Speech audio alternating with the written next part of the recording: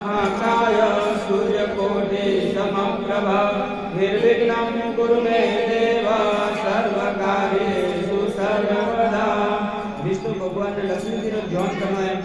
ओम शांताकारं भुजगशयनं पद्मनाभं सुरेशं विश्वाधारं गगनसदृशं मेघवर्णं शुभांगं लक्ष्मीकान्तं कमलनयनं योगिभिर्ध्यानगम्यं वन्दे विष्णु भवभयहरं सर्वलोकैकनाथं।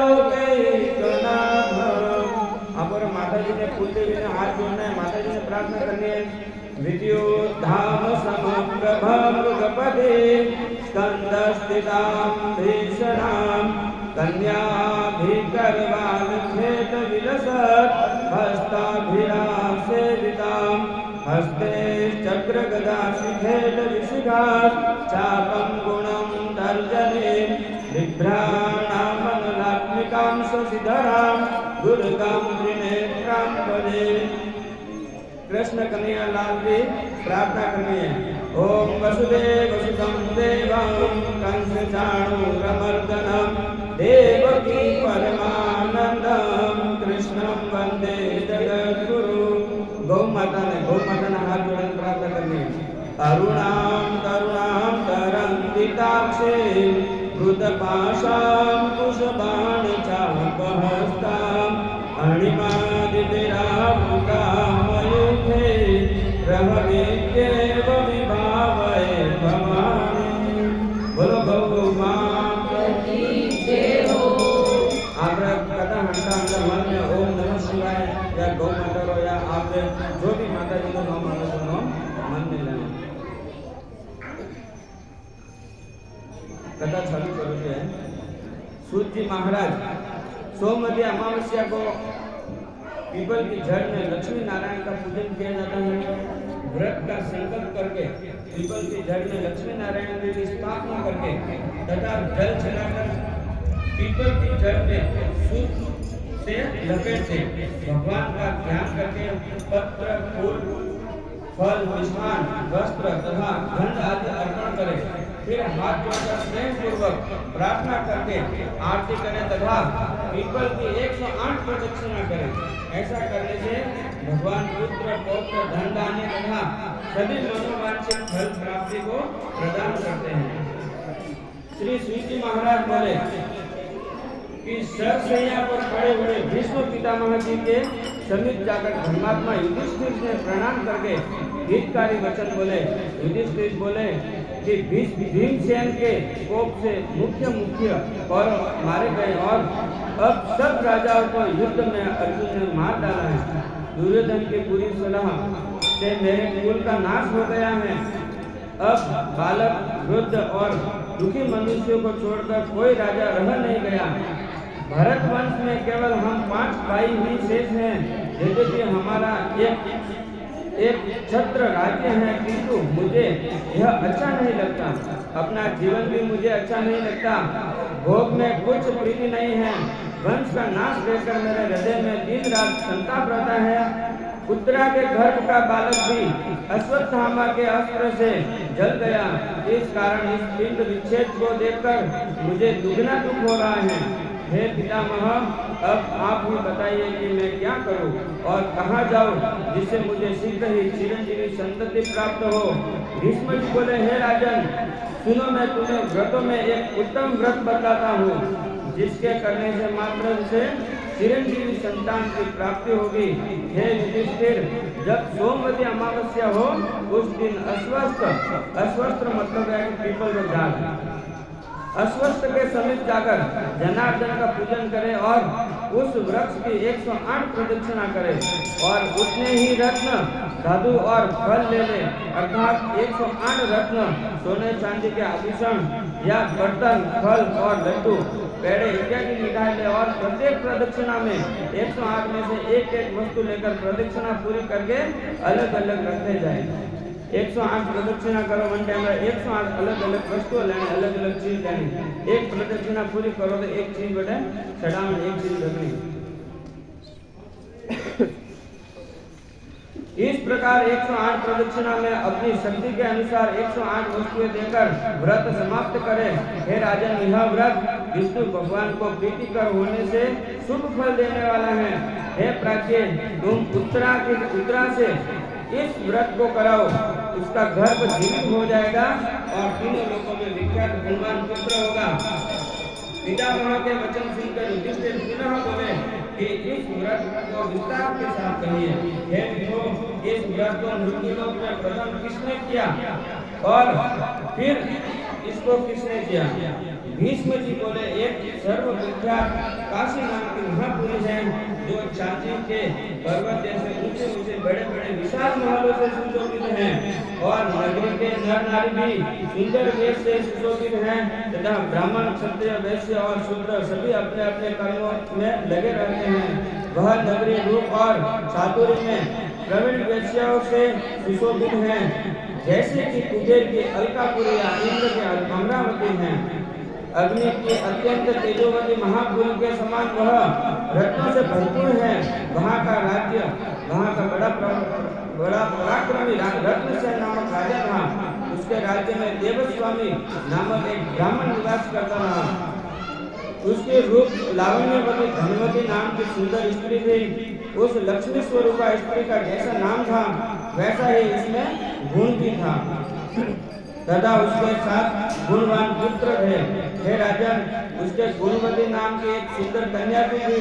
वे सातों पुत्र अपने अपनी स्त्रियों के साथ सुख पूर्वक विहार करते थे, किंतु कन्या भी अपने तुल्य पति की चाहना कर रही थी। इसी बीच में वहाँ कोई ब्राह्मण भिक्षा के लिए उपस्थित हुआ।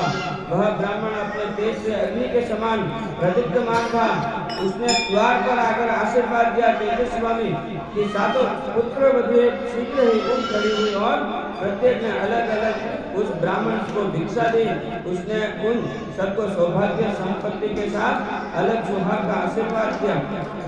पीछे माता ने गुणवती को भी भिक्षा देने के लिए भेजा। उस कन्या ने भी ब्राह्मण महाराज के चरणों का अभिवादन करके भिक्षा दी।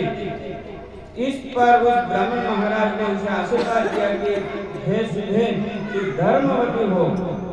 इस विस्मय आशीर्वाद को सुनकर गुणवती घर के अंदर चली गई और उस ब्राह्मण महाराज ने जो आशीर्वाद दिया था उसे माता को सुनाया। उस आशीर्वाद को सुनकर माता धर्मवती पुत्री का हाथ पकड़कर द्वार पर आई और उस ब्राह्मण महाराज को पुत्री से पुनः प्रणाम करवाया, किंतु ब्राह्मण ने फिर वही आशीर्वाद देकर उन्हें संतोष प्रदान किया। आशीर्वाद सुनकर धनवती फिर चिंतित होकर बोली, हे भगवान, आप प्रसन्न होकर मेरी बात सुनिए।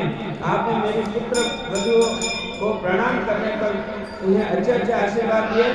ये आशीर्वाद अचल सुहाग पुत्र सुख सौभाग्य को देने वाले थे, किंतु इस पुत्री को प्रणाम करने पर आपने उसे विपरीत आशीर्वाद दिया। जनता ब्राह्मण महाराज हाथ पुत्र वधु ने आशीर्वाद दियो जरा बच्चों दियो वनी बेटी है जो बेटी ने क्यों अलग आशीर्वाद दियो तो वनी बेटी चिंता में पड़ी वनी माता जी ने क्यों ब्राह्मण महाराज अलग आशीर्वाद क्यों दियो मने और माता जी हजू को बेटी ने पास महाराज का कने लेने देन पूछो तो अलग आशीर्वाद क्यों दियो। इस पुत्री के प्रणाम करने पर आपने उसे विपरीत आशीर्वाद दिया। हे बद्रे, तू धर्मवती हो और यही बार बार आशीर्वाद दिया।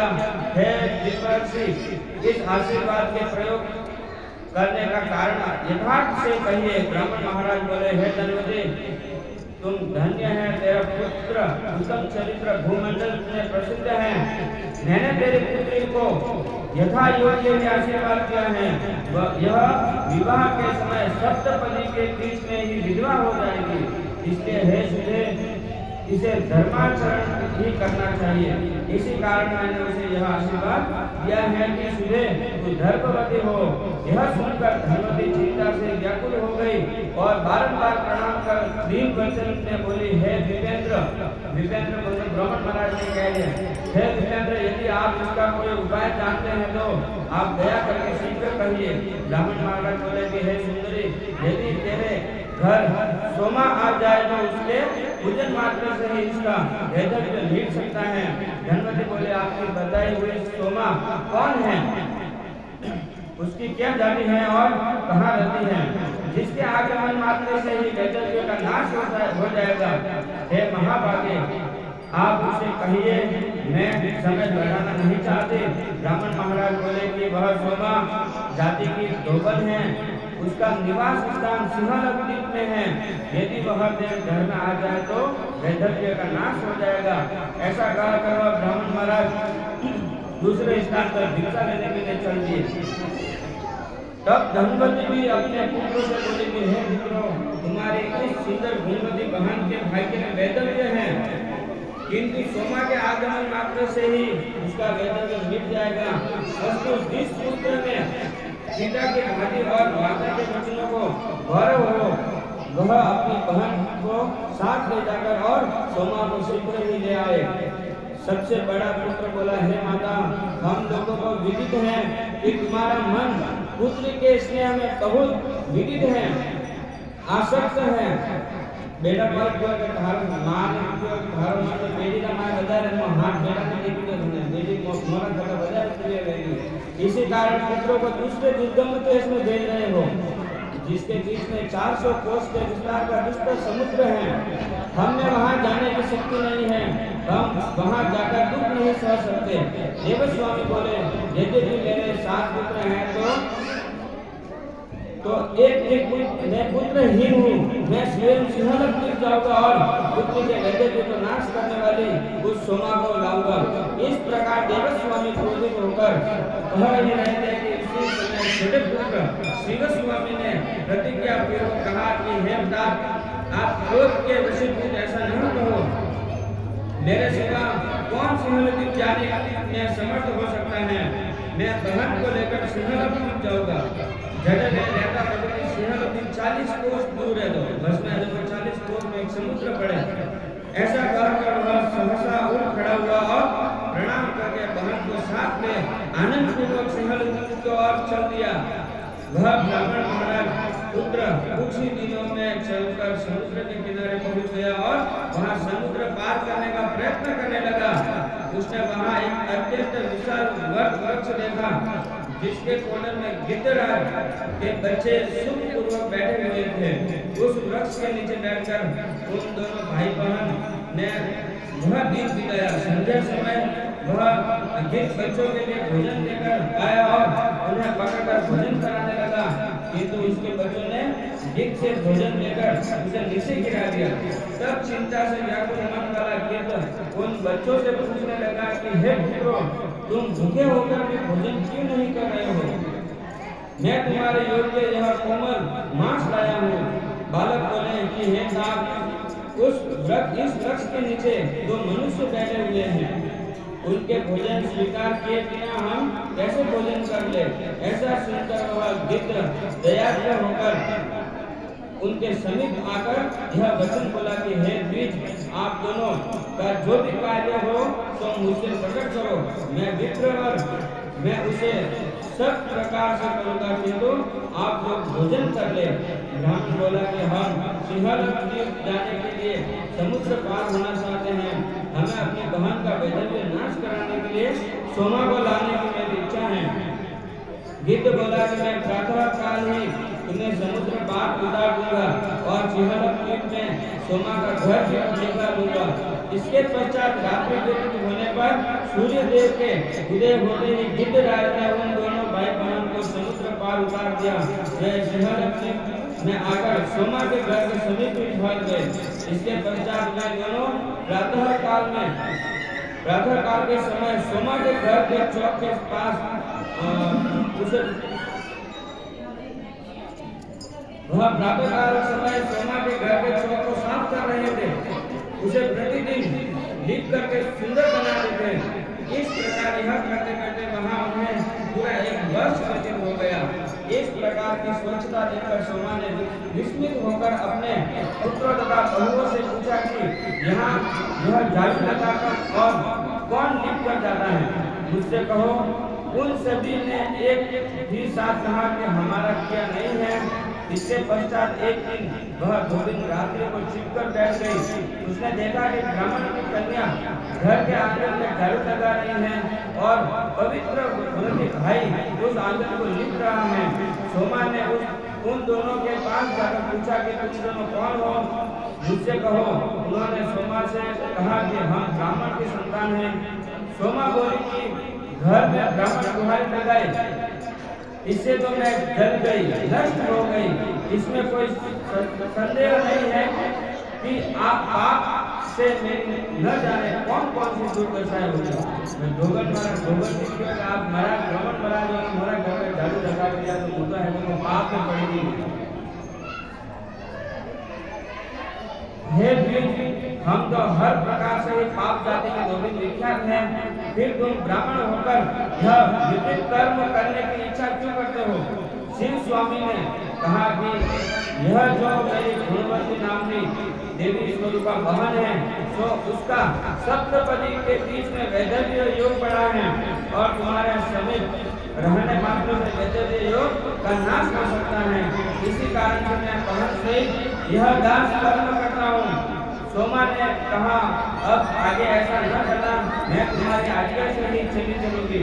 ऐसा कहा सोमा घर में आकर बहुओं से कहने लगी कि मैं उनके साथ जाती हूँ।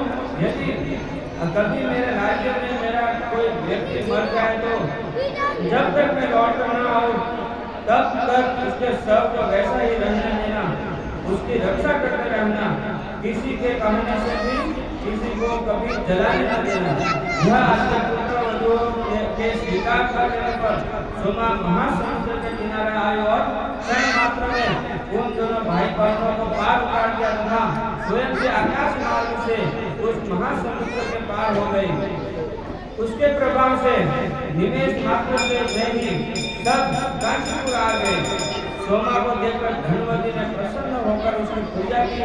फिर इसी बीच में शिव स्वामी देश देशांतर से अपनी बहन के सदृश वर लाने के लिए उज्जैन पहुंचा और वहां से पंडित देव शर्मा के पुत्र रुद्र शर्मा ब्राह्मण को वर के रूप में ले आया, जो कि उसकी बहन के समान गुणवान था। तत्पश्चात उस गोविंद सोमा ने उसका विवाह करा दिया। देव स्वामी ने शुभ नक्षत्र में अपनी कन्या गुणवती को गुणी रुद्र शर्मा के लिए दे दिया। फिर वैवाहिक मंत्रों से हवन करवा दिया। इसके पश्चात सप्तपदी के बीच में रुद्र शर्मा मर गया। उसे मृतक देखकर सब बांध कर रोने लगे, किंतु सोमा शांत रही। सोमा ने वहां सब लोगों को बहुत अधिक रोते पीटते देखकर गुणवती को शीघ्र ही व्रतराज के प्रभाव से होने वाला मृत्यु विनाशक पुण्य विधि पूर्वक संकल्प करवाया।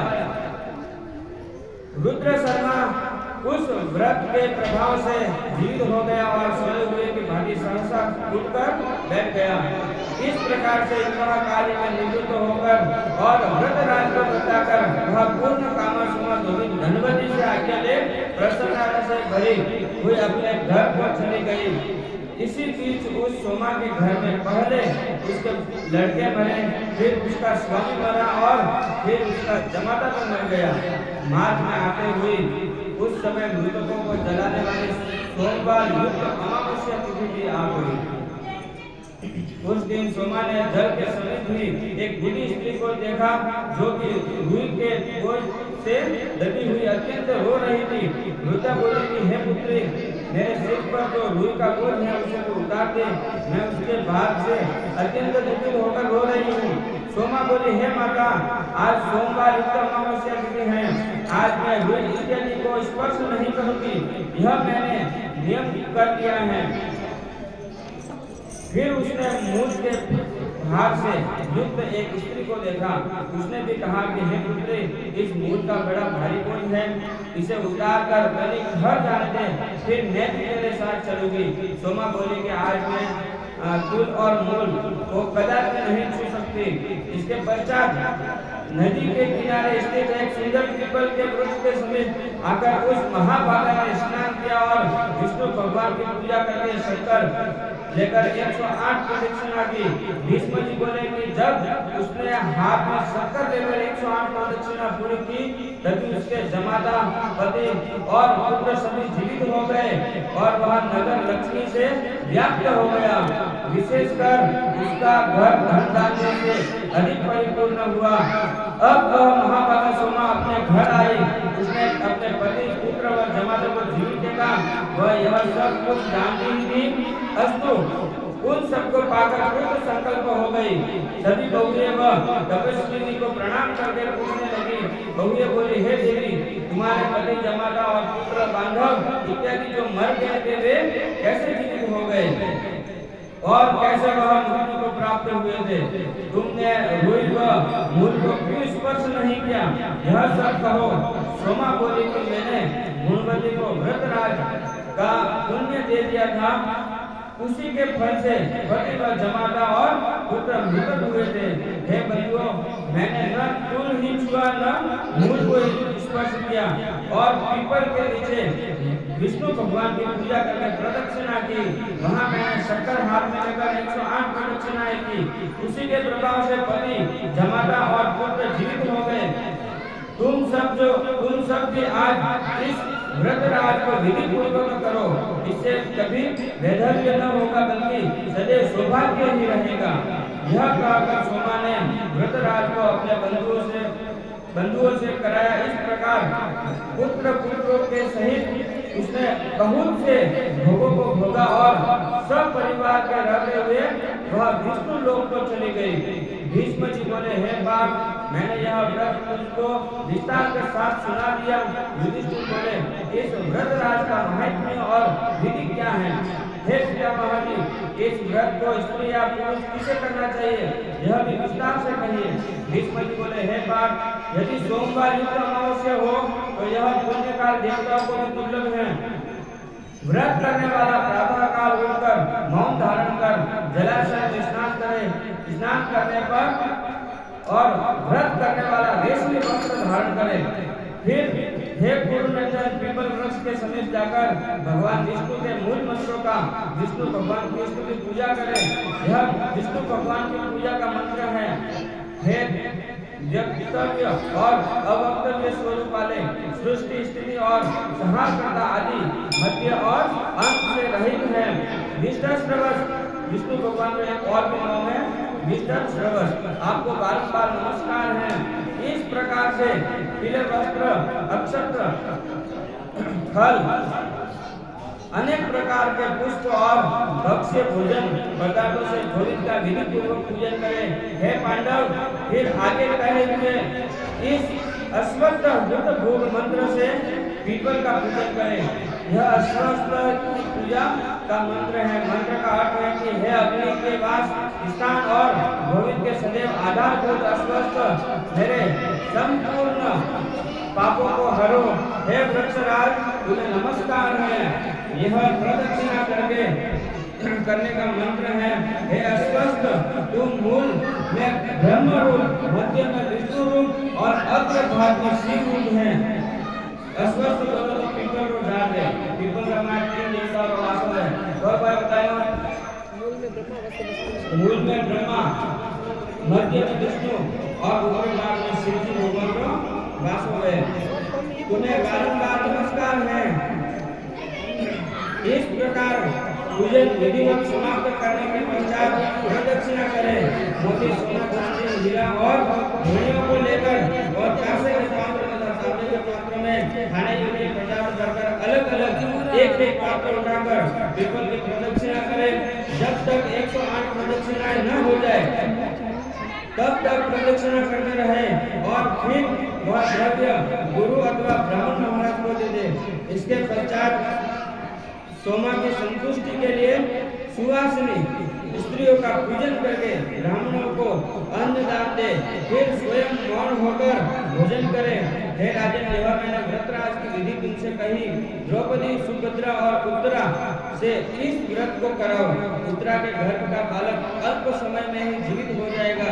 युधिष्ठिर जी बोले, जो स्त्री थोड़ी संपत्ति वाली हो वह बिना स्वर्ण के क्या करे? वह इस व्रत राज का पूर्ण फल कैसे प्राप्त कर सकते हैं, सो कहिए। भीष्म जी बोले, हे पांडव, फल फूल भक्ष्य पदार्थ और वस्त्र आदि के द्वारा प्रदक्षिणा करने से भी पूर्ण फल की प्राप्ति होगी। हे नरेंद्र, विष्णु भगवान के इस व्रत के प्रभाव को तुमने ध्यान पूर्वक सुना है। पति पुत्र धन और बहुत परिवार की इच्छा वाली स्त्री को इसे शीघ्र ही करना चाहिए, यह कोई आश्चर्यचकित नहीं है। बोलो विष्णु भगवान की